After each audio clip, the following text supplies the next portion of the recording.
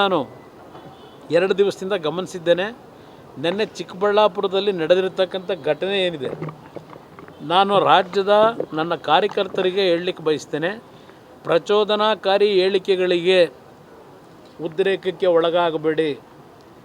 ಇದು ಒಂದು ಗುಂಪೇ ಇದೆ, ಉದ್ರೇಕಕ್ಕೆ ಒಳಪಡಿಸಿ ಅವರ ರಾಜಕೀಯ ಬೇಳೆ ಬೇಯಿಸ್ಕೋಬೇಕು ಅಂತ ಹೇಳಿ. ನನ್ನ ಬಗ್ಗೆ ಟೀಕೆ ಇವತ್ತು ಹೊಸದಾಗಿ ಬಂದಿಲ್ಲ. ನಮ್ಮ ಕುಟುಂಬದ ಬಗ್ಗೆ, ದೇವೇಗೌಡರ ಬಗ್ಗೆ ಇದೇನು ಹೊಸದಾಗಿ ಟೀಕೆ ಮಾಡ್ತಕ್ಕಂಥದ್ದಲ್ಲ. ಇದು ನಡೀತಾ ಇದೆ, 50-60 ವರ್ಷಗಳಿಂದ ನಡೀತಾ ಇದೆ.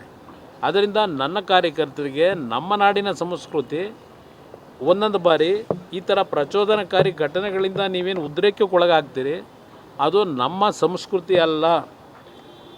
ಚಪ್ಪಲಿ ತೂರ್ತಕ್ಕಂಥದ್ದು, ಯಾವುದೇ ರೀತಿಯಲ್ಲಿ ಧಿಕ್ಕಾರಕ್ಕೆ ಹೋಗೋದು ಬೇಕಿಲ್ಲ. ಜನ ತೀರ್ಮಾನ ಮಾಡ್ತಾರೆ. ದಯವಿಟ್ಟು ಯಾವುದೇ ಕಾರಣಕ್ಕೂ ಇಂಥ ಪ್ರಚೋದನಕಾರಿ ವಿಷಯಗಳು ಬಂದಾಗ ನೀವು ಉದ್ರೇಕದಲ್ಲಿ ಯಾವುದೇ ರೀತಿಯಲ್ಲಿ ಸಮಾಜದಲ್ಲಿ ಒಂದು ಅಶಾಂತಿಯ ವಾತಾವರಣಕ್ಕೆ ಅವಕಾಶ ಕೊಡಬೇಡಿ. ಅದು ಏನೋ ನಿನ್ನೆ ನಡೆದಂಥ ಘಟನೆ ಏನಿದೆ, ನನ್ನ ಕಾರ್ಯಕರ್ತರಿಗೆ ಮತ್ತೊಮ್ಮೆ ಮನವಿ ಮಾಡೋದು ನಮ್ಮ ಮಾಧ್ಯಮದ ಮುಖಾಂತರ, ಇಂಥ ಒಂದು ಸಂದರ್ಭಗಳಲ್ಲಿ ನೀವು ಸ್ವಲ್ಪ ಮಾನಸಿಕವಾಗಿ ಒಂದು ಒಳ್ಳೆಯ ರೀತಿಯಲ್ಲಿ, ಶಾಂತ ರೀತಿಯಲ್ಲಿ, ಸಮಚಿತ್ತ ಭಾವದಿಂದ ಇವತ್ತು ತಾವು ಇಂಥ ವಿಷಯಗಳ ಸಂದರ್ಭದಲ್ಲಿ ನಿಮ್ಮ ನಡವಳಿಕೆ ಇರಬೇಕು ಅಂತಕ್ಕಂಥದ್ದನ್ನು ನಾನು ಎಲ್ಲ ಕಾರ್ಯಕರ್ತರಿಗೆ ಮನವಿ ಮಾಡ್ತೀನಿ.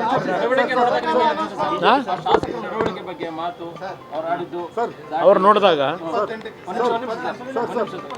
ಅವರ ನಡವಳಿಕೆ ನೋಡಿದಾಗ ಕೈ ಮುಗಿಯೋಣ.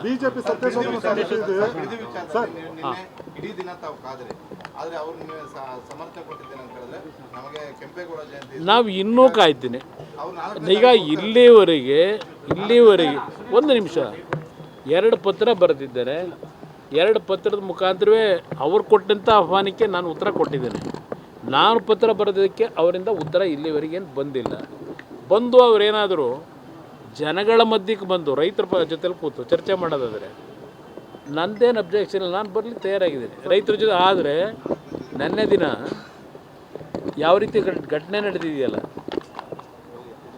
ಘಟನೆ ನಮಗೆ ರೆಡ್ ಅದೆಂಥದ್ದು ಕೆಂಪು ಬಾವುಟ, ಆ ರೆಡ್ ಝೋನ್ ಅಂದರೆ ಕಬ್ಬ ಅಲ್ಲಿ ಬಂದಂಥವ್ರಿಗೆ ಅವ್ರಿಗೆ ನಾನು ಇರಲ್ಲ. ಅದಕ್ಕೆಂದ್ರೆ ಕೆಲವು ಟೈಲ್ ಹೇಳ್ತಾಯಿದ್ರು, ಎಲ್ಲ ಬಂದರು, ನಾವು ಕೂಲಿ ಕೆಲಸ ಮಾಡೋರು, ನಮ್ಗೆ ಯಾವುದು ಭೂಮಿ ಇಲ್ಲ, ಏನೋ ದುಡ್ಡು ಕೊಡ್ತೀವಿ ಅಂದರು ಬಂದಿದ್ದೀವಿ, ಊಟ ಹಾಕ್ತೀವಿ ಅಂದರು ಬಂದಿದ್ದೀವಿ ಅಂತ ಪಾಪ ಹೆಣ್ಮಕ್ಳು ಹೇಳ್ತಾಯಿದ್ರು.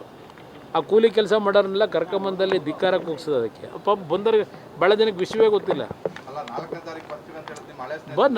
ನನಗೆ ಆಹ್ವಾನ ಕೊಟ್ಟರೆ, ಅಲ್ಲಿ ರೈತರ ಸಮ್ಮುಖದಲ್ಲಿ ಆಹ್ವಾನ ಕೊಟ್ಟರೆ, ಯಾರು ನಿಜವಾದ ರೈತರು ಖಾತೆ ಹೋಲ್ಡರ್ಸ್ ಇದ್ದಾರೆ ಅಲ್ಲಿ ಕೂತ್ಕೊಂಡು ಚರ್ಚೆ ಮಾಡೋದಕ್ಕೆ ಈಗಲೂ ಕರೆದ್ರೆ ಅವ್ರು ಯಾವಾಗ ಕರೆದ್ರೂ ಅಲ್ಲಿಗೆ ಬರ್ಲಿಕ್ಕೆ ತಯಾರಿದೆ.